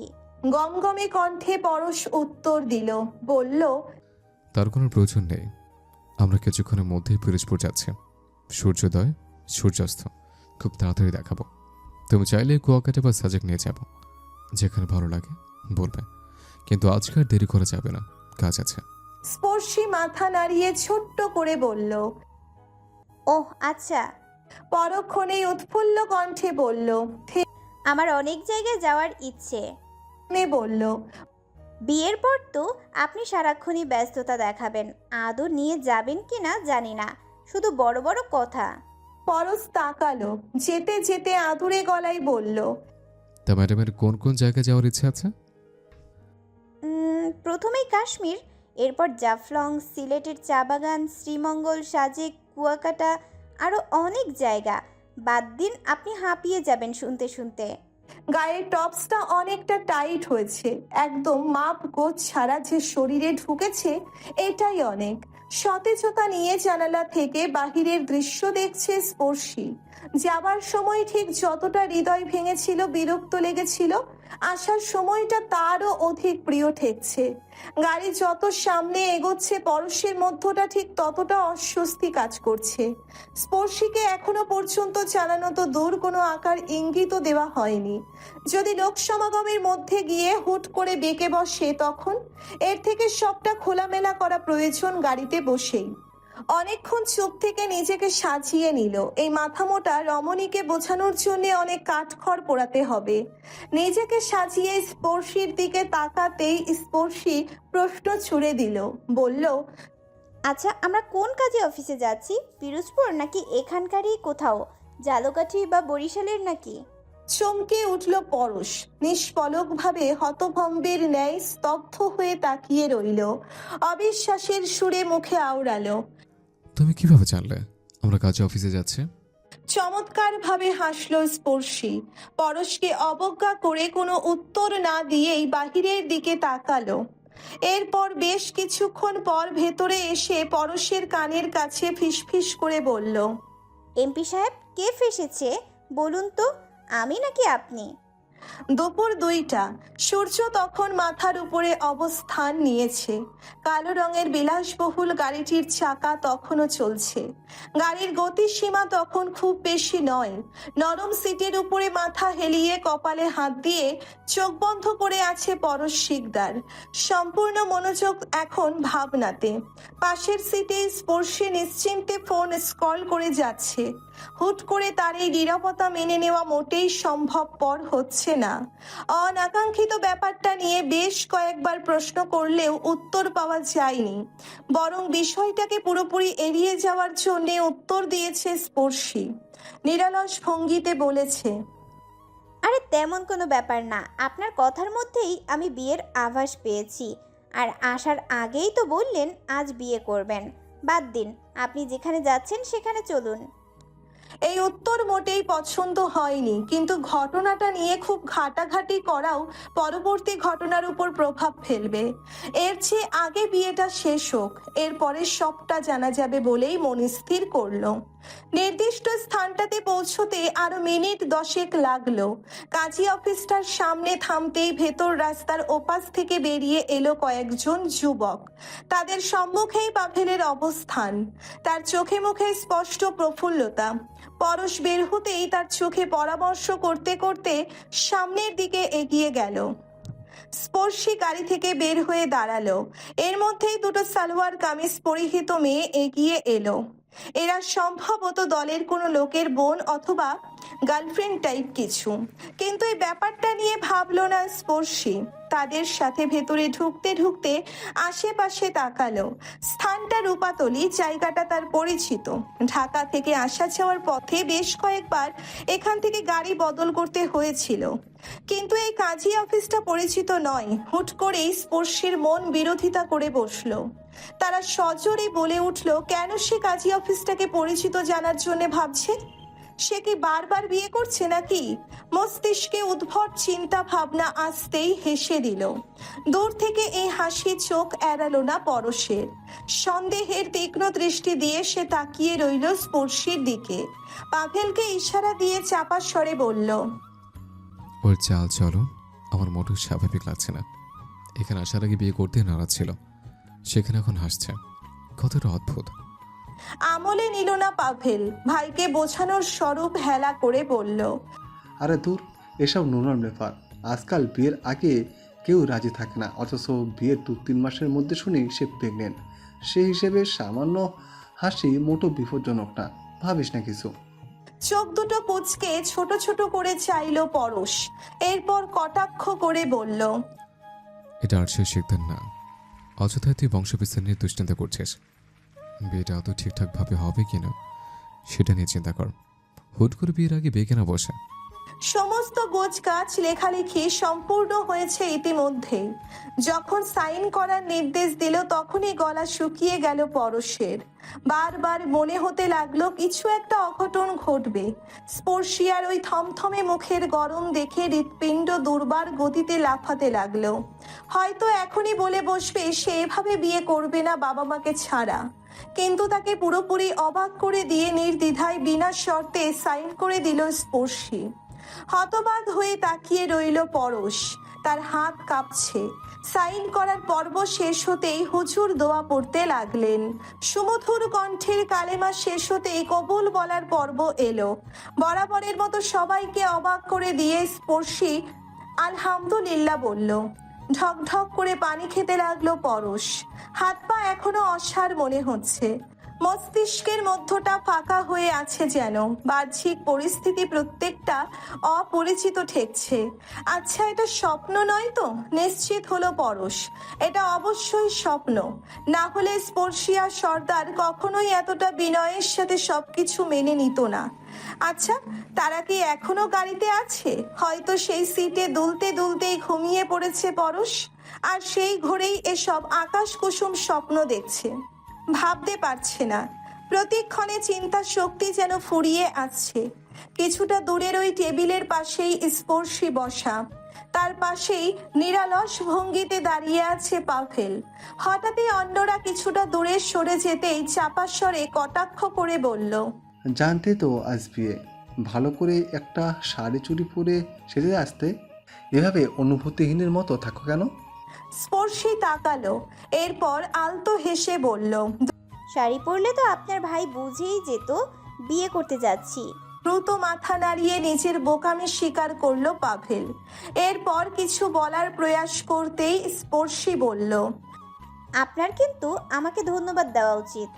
ভ্রু কুচকালো পাভেল, বলল, উল্টো আমাকে ধন্যবাদ দেওয়া উচিত। তোমার জামাইকে বাঁচাতে হেল্প করলাম যে। স্পর্শী হাসলো, কটাক্ষ করে বলল, জামাই হয়েছে মাত্র 6 মিনিট, এর আগে কিন্তু আপনার ভাই ছিল। বুঝেছি, মেয়েদের সাথে তর্কে পারা যাবে না। আমি হার মানলাম। আমার ভাইকে বাঁচানোর জন্য আপনাকে ধন্যবাদও দিলাম। হয়েছে। কোনো উত্তর দিল না স্পর্শী। উঠে দাঁড়ালো চেয়ার থেকে। কিছুটা দূরেই পরশ বসে আছে অন্যমনস্ক ভাবে। তাকে দেখতে অস্বাভাবিক লাগছে। সেদিকে এগোতে দুপা সামনে গিয়েও ফিরে আসলো। চাপা স্বরে পাভেলের উদ্দেশ্যে বলল, একটু দূরত্ব রাখবেন। যা বিগত দিনে ঘটেছে সেটা যেন কখনো আপনার ভাইয়ের সামনে প্রকাশ না পায়। আমি চাই না আপনি বা আমি কেউই তার সামনে অবিশ্বাসী হই। এরপর ত্রস্ত পায়ে হেঁটে গেল ভেতরের দিকে। অফিসের এদিকটা একদম লোকশূন্য। হয়তো এখানে বিবাহ করতে আসা প্রাপ্তবয়স্ক মেয়েদের জন্য জায়গাটা আলাদা করে তৈরি করা। তবে ধারণা ভুলও হতে পারে। স্পর্শী পরশের পেছনে গিয়ে দাঁড়ালো। আলতো করে ঘাড় ছুতেই চমকালো পরশ। পেছনে ফিরে স্পর্শীকে দেখতেই চোখ দুটো বন্ধ করে ফেললো। হাত দিয়ে টেনে নিজের কাছে বসালো। ডান হাতটা দুহাতের মুঠোতে নিয়ে শক্ত করে ধরে অস্বাভাবিক কণ্ঠে বলল, আমার বিশ্বাস হচ্ছে না কিছু। কেমন অতিরঞ্জিত লাগছে। সবকিছু মনে হচ্ছে কল্পনায় ভাসছে। ঠোঁট টিপে হাসলো স্পর্শী, বলল, আচ্ছা তারপর? স্পর্শী যে হাসছে সেটা স্পষ্ট বোঝা যাচ্ছে। পরশ মুখ চোখ গম্ভীর করে বলল, হাসবো না, আমি সিরিয়াস। সত্যি খারাপ লাগছে। থেমে চাপা স্বরে বলল, তুমি চাইলে আমাকে কিছুক্ষণ জড়িয়ে ধরতে পারো স্পর্শিয়া, হয়তো এতে ভালো লাগবে। বলেই হাত বাড়িয়ে দিতেই তড়িঘড়ি করে উঠে দাঁড়ালো স্পর্শী। আশেপাশে বার কয়েক তাকিয়ে চোখ গরম করে বলল, অসভ্য, লজ্জাশরম কিচ্ছু নেই। কালো রঙের গাড়িটি পুনরায় গতিশীল। এবারের গতি ধীর নয়। বিকেল তখন 3:30। চলন্ত গাড়ি অর্ধ খোলা জানালা থেকে আসা ঠান্ডা বাতাস ছুঁয়ে দিচ্ছে শরীর। এই ক্লান্ত পরিশ্রান্ত পরিবেশটাতে নির্মল এই বাতাসটা নিমেষেই ঘুমের জন্য পায়তারা করছে। সদ্য বিবাহিত দম্পতি বসে আছে সিটে। পরশের পাঞ্জাবির বোতাম দুটো খোলা। সেই প্রশস্ত বুকটার উপরে রাখা আছে স্পর্শীর মাথা। বাতাসের তোড়ে চুলগুলো উস্কো খুস্কো, ছোট ছোট চুলগুলো উড়ে পড়ছে পরশের মুখের উপর। দুহাতে সান্নিধ্যে জড়িয়ে নিয়ে কপালে চুমু খেলো। স্পর্শী চোখ বন্ধ করে নিল নিমেষেই। ঘোর লাগানো কণ্ঠে বলল, বিয়ে করেছি বলে ভাববেন না যে যা বলবেন তাই শুনবো। শুনুন, যতক্ষণ না পর্যন্ত বিয়ে হচ্ছে ততক্ষণে যেন বাইরের কেউ না জানে, আব্বু কষ্ট পাবে। তুই তো গেলি অন্য একটা জামা পরে, এটা পেলি কই? মায়ের প্রশ্ন শুনতেই কিছুটা অস্বস্তিতে পড়ল স্পর্শী। আমতা আমতা করে বলল, আরে বলেই তো ছিলাম শপিং করতে যাচ্ছি, এটা পছন্দ হয়েছে তাই পরে দেখছিলাম, এরপর আর খুলিনি। সন্দেহী চোখে তাকালো পিপাসা। বলল, তুই তো বলছিলি তাড়াতাড়ি আসবি, এত দেরি হলো কেন? উত্তর দিল না স্পর্শী। কথা ঘুরিয়ে বলল, খিদে পেয়েছে, খাবারটা দাও, গোসল সেরে আসছি। তোর আব্বু খেয়ে রুমে গেছে, তোকে ডেকেছে, কি যেন বলবে। আচ্ছা। শান্ত কণ্ঠে সাই দিয়ে রুমের দিকে এগিয়ে গেল। আলতো হাতে দরজা খুলতেই শোভামের রুমের দিকে তাকালো। মুহূর্তেই ঠোঁট বাঁকিয়ে হাসলো। নিজের কক্ষে যাওয়ার আর ইচ্ছে হলো না। ত্রস্ত পায়ে এগিয়ে গেল শোভামের রুমের দিকে। দরজা ভেতর থেকে চাপানো, আলতো খুলে আছে। ভেতর থেকে স্পষ্ট রাগের আভাস পাওয়া যাচ্ছে। কারোর সাথে রেগে কথা বলছে। স্পর্শে নিঃশব্দে ঠেলে ভেতরে ঢুকলো। দেওয়ালের সাথে হেলিয়ে বুকে হাত বেঁধে দাঁড়িয়ে রইল।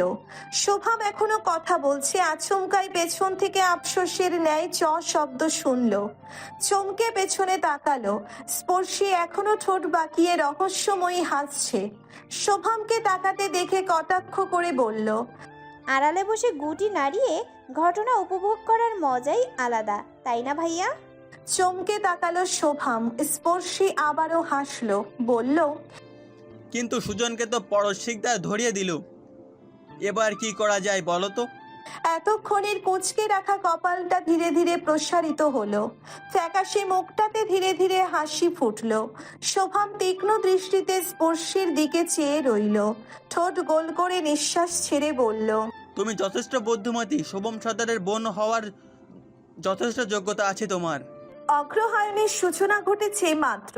এর মধ্যে শীতের এমন প্রখরতা মানব জাতিকে সেপাই বানিয়ে দিয়েছে। প্রত্যেকের পরনের আষ্ঠে পৃষ্ঠে ধরা শীতের পোশাকগুলো যেন সৈনিকের গায়ের লোহার আস্তরণ। সূর্য ডুবেছে অনেকক্ষণ। মাগরিবের নামাজও ইতিমধ্যেই শেষ। গায়ের লম্বা সুন্নতি হিজাবটিকে খুলে ভাঁজ করে রাখলো স্পর্শী। এরপর ধীর চিত্তে পরশের সাথে কথা বলার উদ্দেশ্যে মোবাইল হাতে নিল। পরক্ষণেই খোলা দরজার দিকে নজর যেতেই সেদিকে এগিয়ে এলো। দরজা লাগিয়ে কথা বলা উচিত ভেবে উকি মেরে দুপাশের উপস্থিতি দেখে নিল। মুহূর্তেই চোখে পড়ল শোভামকে। কালো হুডি পরিহিত, মাথায় টুপি টানা অবয়বটা দেখে চট করে চিনে নিল। শোভাম মাত্র রুম থেকে বেরিয়েছে। স্পর্শী ভ্রু যুগল কুচকে কিছুক্ষণ ভেবে নিল। এরপর নিঃশব্দে দরজাটা লাগিয়ে সিঁড়ির কাছে চলে গেল। সুচালো দৃষ্টি নিয়ে হাঁটছে শোভাম। চারপাশে চোখ ঘুরিয়ে তাকিয়ে হুট করেই স্পর্শীর রুমের সামনে থেমে গেল সে। দরজাটা নিঃশব্দে খুলে উকি দিল ভিতরে। না, কেউ নেই। কোথায় যেতে পারে এই সন্ধ্যাবেলায়? বিচক্ষণতার দৃষ্টিতে চিফ দিয়ে ঠোঁট ভিজিয়ে নিল। তার মানে স্পর্শী হয়তো আশেপাশে উপস্থিত নেই। স্বস্তির একটা নিঃশ্বাস টেনে পুনরায় নিঃশব্দে হেঁটে গেল সিঁড়ির দিকে। পরিকল্পনা কি এখন নতুনভাবে করতে যাচ্ছ?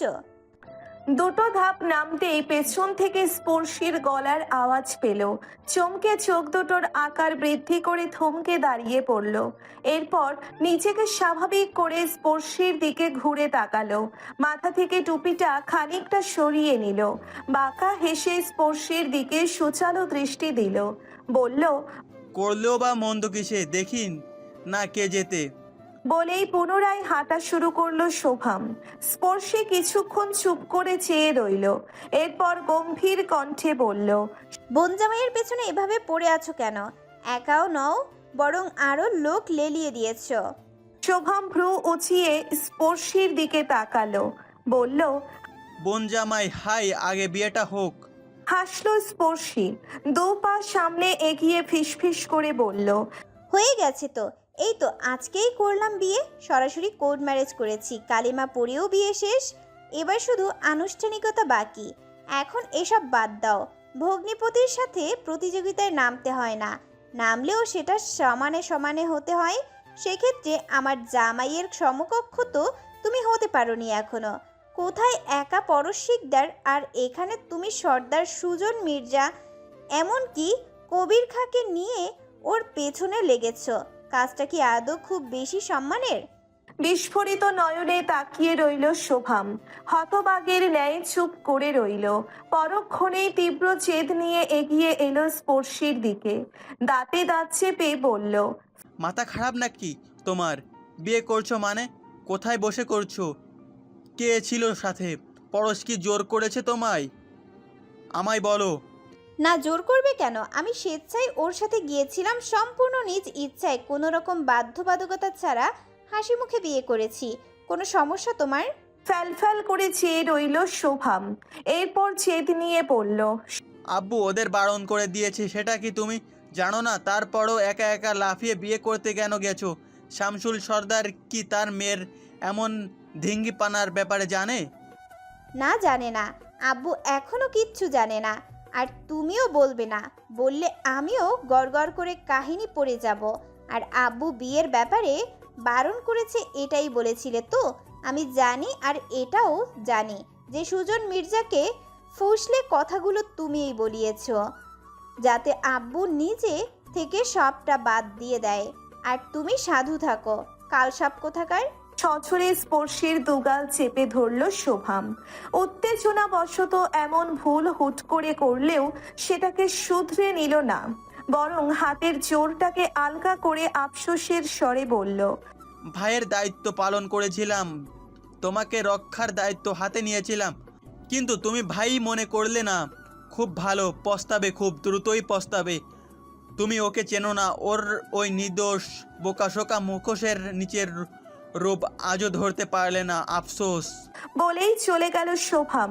স্পর্শী ভ্রুকুচকে কিছুক্ষণ তাকিয়ে রইল, পরক্ষণে গা ঝাড়া দিয়ে চলে গেল রুমের দিকে। থমথমে মুখশ্রী নিয়ে বসে আছেন আমজাদ শিকদার, তার চেহারায় স্পষ্ট রাগ। এই মুহূর্তে তিনি যে ছেলের উপর ভীষণ বিরক্ত সেটা দেখতেই বোঝা যাচ্ছে। বাবার বিপরীত পার্শ্বে দাম্ভিকতা নিয়ে চুপ করে বসে আছে পরশ, পেছনেই পিয়াসা দাঁড়ানো। পরশ বাবাকে পুনরায় ডাকলো, বলল, কিছু বলছো না যে? রুষ্ট হলেন আমজাদ, হুঙ্কার ছেড়ে বললেন, কি বলবো, বলার কিছু আর আছে? আমি পারবো না শামসুল সর্দারের সামনে আবারও নত হতে। গিয়েছিলাম তো, মাথা হেট করে নির্লজ্জের মতো গিয়েছিলাম, বিয়ে অবধি ঠিক করে এসেছি, বারবার সাথে কথা বলেছি, কিন্তু কি হলো? সেই বাবা মেয়ের নাটকে নাটকে আমার মান সম্মান প্রতিনিয়ত ধুলোয় মিশছে। এখন তো বলেই দিয়েছে বিয়ে সম্পর্কে এখন আর কিছু ভাবছে না, তাহলে আজ আবার কোন মুখে জিজ্ঞেস করবো? পরশ শান্ত হয়ে শুনল। বাবার কথা বলার শেষে গম্ভীর কণ্ঠে বলল, আব্বু বিয়ে হয়ে গেছে, তুমি শুধুমাত্র আনুষ্ঠানিকতার ব্যাপারে কথা বলবে। চমকে উঠল আমজাদ, বিস্ফোরিত নয়নে তাকিয়ে অবিশ্বাসের সুরে বলল, বিয়ে হয়ে গেছে মানে? কখন হয়েছে? আজকেই করেছে। ওই মেয়ে রাজি হয়েছে? কিন্তু আমি আশা করিনি বিয়ের কথা বলা মাত্র রাজি হয়েছে। যদিও সন্দেহজনক, তবে শামসুল সর্দারের চোটপাট বন্ধ করার জন্য হলে বিয়েটা করার প্রয়োজন ছিল। আমার মনে হয় সুজনকে ধরিয়ে দিয়েছে বলে সম্মতি দিয়েছে। এতক্ষণে স্বাভাবিক হলেন আমজাদ, সোফায় নড়ে চড়ে বসে বললেন, ভালো কথা মনে করেছো। সুজনকে কেন পুলিশের কাছে ধরিয়ে দিয়েছো? বাবার দিকে অতি উৎসাহী চোখে পরশ তাকালো, এরপর নিজেই প্রশ্ন ছুঁড়ে মারলো, বলল, ওরা এত বড় একটা অঘটন ঘটালো, আর আমরা ওদের না ধরে দিয়ে রক্ষা করা উচিত ছিল। তীর্যক দৃষ্টিতে ছেলের দিকে চাইলো আমজাদ, চোখে মুখে তীব্র সন্দেহ নিয়ে হেসে বলল, পরশ, বাপের সাথে গেম খেলো না, সুজনকে কেন ধরিয়ে দিয়েছো? পরশ চুপ করে বাবার দিকে তাকিয়ে রইল। ইতিমধ্যেই পিয়াসা চলে গিয়েছে এখান থেকে। চারিদিকে তাকিয়ে গম্ভীর কণ্ঠে বলল, ওকে ধরিয়ে দেওয়া বা রক্ষা করার কোনো ইন্টেনশন ছিল না। হারাম ঘরের বাচ্চা আমার পেছনে পড়েছিল কদিন ধরে। দলের মধ্যে বসে বেশ ছড়াচ্ছিল বাকিদের মধ্যে। আগে টের পেয়েছিলাম, ভেবেছি বেইমানটার মস্ত ঘোরাবো, কিন্তু এর আগে যেন একটা আকাম করে বসলো। পুলিশ বা প্রশাসনের হাতে গেলে আমার ব্যাপারে বিভিন্ন বিষয় লিক হতে টাইম লাগতো না, তাই নিজের কাছে রেখেছিলাম। তাহলে আবার কেন ধরিয়ে দিলে? ওই মেয়েটার জন্য? কিছুটা এরকমই, চেয়েছিলাম গুম করে দেব, সবাই ভাববে পালিয়েছে, কিন্তু ও খুব খোঁচা ছিল। জনগণের মধ্যে বিপরীত প্রতিক্রিয়া লক্ষ্য করছি কদিন ধরে, তাই। সম্পূর্ণ কথা শেষ হওয়ার আগেই আমজাদ শিকদার পরবর্তী প্রশ্ন ছুড়লেন, বললেন, সাবধান করেছিলাম আগে, না সঙ্গ দিয়েছে তোমার রাজনীতিতে আর না তো এই বিয়েতে, নিজের ইচ্ছায় করেছো। কিন্তু এই কাজটা ঠিক হয়েছে, সুজন এখন তোমার নাগালের বাইরে। ফাঁস করতে কি বেশিক্ষণ লাগবে? হুম, আমি দেখে নেব। পরের শিকদার বিকল্প না রেখে এক পাও আগায় না, নিশ্চিন্তে থাকো। শুধুমাত্র যেটুকু বলেছে সেটুকু করো। আমজাদ ভাবলেন কিছুক্ষণ, বললেন, ও কি মেনে নিল সব কিছু? মানিয়েছে। কিভাবে মানালে? চোখ দুটো কুঁচকে বাবার দিকে তাকালো পরশ, এরপর কটাক্ষ করে বলল, যেভাবে বউ মানানো যায় সেভাবেই মানিয়েছে। তোমাকে নিশ্চয়ই সেটা বুঝে বলতে হবে না। বলেই ধূপ ধাপ পা ফেলে দোতলায় চলে গেল। আজকাল বাবার প্রায় সব প্রশ্নই বিরক্তিকর হয়। পাঞ্জাবি চেঞ্জ করে ক্লান্ত পায়ে ওয়াশরুমে গেল, নিজেকে রিফ্রেশ করে গা এলিয়ে দিল বিছানায়। চোখ দুটো বুঝতেই রিংটন বেজে উঠল। বিরক্ত হয়ে ফোন হাতে তুলতেই চোখ বুজে নিল ভালো লাগায়, জড়ানো কণ্ঠে বলল, বাহ, আজ দেখছি ম্যাডাম নিজ থেকে ফোন দিয়েছে। আচ্ছা, এটা রং নম্বর আসছেনি তো? স্পর্শী হাসলো, বলল, রং নাম্বারেই গেছে। আচ্ছা, আপনি কি আমার জামাই পরশ শিকদারকে চিনেন? আমি তাকেই ফোন করেছিলাম। পরশ ভাবুক কণ্ঠে বলল, চিনি, হয়তো মনে পড়ছে না। মনে পড়লে তাকে বলবেন নিজের বউ যেন বেশি দিন আরেকবারই না রাখে, এতে পাপ হয়। পরশ চট করে উঠে বসলো, জিভ দিয়ে ঠোঁট ভিজিয়ে বলল, কেন? আপনি কি যে আমার কাছে আসার জন্য খুব বেশি ছটফট করছেন? এত অস্থিরতার কারণ কি জানতে পারি ম্যাডাম? চোখ বন্ধ করে নিল স্পর্শী, বলল, ছি, অসভ্য। থেমে স্বাভাবিক কণ্ঠে বলল, বাড়িতে বলেছেন বিয়ের ব্যাপারে? পরশ মাথা নাড়িয়ে সাই জানালো, বলল, আব্বুকে বলেছে, তবে সে ভীষণ অস্বস্তিতে আছে, বারবার একই কথা বলতে অপমানিত হচ্ছে। স্পর্শী মুচকে হেসে বলল, বুঝেছি, সমস্যা নেই। আমি আব্বুকে জানিয়ে দিয়েছি সবটা, উনি রাজি হয়েছে বিয়ের ব্যাপারে। যদিও এখনো বলিনি, শুধু বলেছি খুব দ্রুতই আমি বিয়ে করতে চাই। এবারে আঙ্কেলকে আপনি বাকিটা বলে দিবেন। তোমার বাপ রাজি হলো? বেগে বসনি? প্রথমে রাগ করেছিল খুব। আপনারও ওই চেলা সুজন নাকি আপনার ব্যাপারে অনেক কিছু বলেছে আব্বুকে, এই জন্যই ভয় পেয়েছিলেন আমার সুরক্ষা নিয়ে। তবে আমি বুঝিয়ে বলেছি। পরশ সবটা মন দিয়ে শুনল, এরপর কণ্ঠে প্রগাঢ় সন্দেহ এনে বলল, কি বলে বুঝিয়েছ? মাত্রই পরশের উদ্দেশ্য টের পেয়েছে স্পর্শী, মুহূর্তেই নিজেকে সামলে নিল, চঞ্চল কণ্ঠে বলল, আরে এত প্রশ্ন কেন করছেন? বলেছি যে আপনি ওকে ধরিয়ে দিবেন। জেনে ও ক্ষোভের বশবর্তী হয়ে আব্বুকে মিথ্যা বলেছে, যাতে বিয়েটা বন্ধ করে দেয়। যদিও বলার মতো এত সহজে মানেনি, অনেক শ্রম দিতে হয়েছে। এবার আপনি আমাকে এই পরিশ্রমের পুরস্কার দিন। পরশ হাসলো, সে স্পষ্ট বুঝতে পেরেছে স্পর্শী তার উদ্দেশ্য ধরতে পেরে কথা ঘোরাচ্ছে। ফোনের দিকে তাকিয়ে নিচু স্বরে বিড়বিড় করে বলল, তুমি বড্ড চালাক জান, তোমার এই মগজ আমি প্রতিনিয়ত মেপে দেখব। একবার কাছে পাই ধরন্তর মহিলা। কিছু কি বলছেন? শোনা যাচ্ছে না। চমকালো পরশ, ফোনটাকে কানে নিয়ে বলল, হ্যাঁ, পুরস্কার চাইছিলে? আচ্ছা বলো, কতগুলো চুমু চাই? আটকে উঠল স্পর্শী, ধমক মেরে বলল, আজব তো, অসভ্যতা করছেন কেন? পুরস্কার চেয়েছি, চুমু নয়। একজন রোমান্টিক স্বামীর কাছ থেকে তার বইয়ের পুরস্কার চাওয়া মানে ইনডিরেক্টলি চুমু চাওয়া। তুমি উদ্দেশ্য প্রণোদিতভাবে বললেও আমি সেটা খুব সহজেই ক্যাচ করতে পেরেছি। এবার বলো, কতগুলো চাই? এই শুনুন তো, ফোন রাখছি আমি। ছটফট করছে অন্তরাত্মা, উত্তেজনায় কপালের দুই প্রান্তে বিন্দু বিন্দু ঘামের অস্তিত্ব পাওয়া যাচ্ছে। ক্রমশ উত্তেজনা জানার আকুলতা বাড়ছে, প্রতি সেকেন্ডে মন ব্যাকুল হয়ে উঠছে।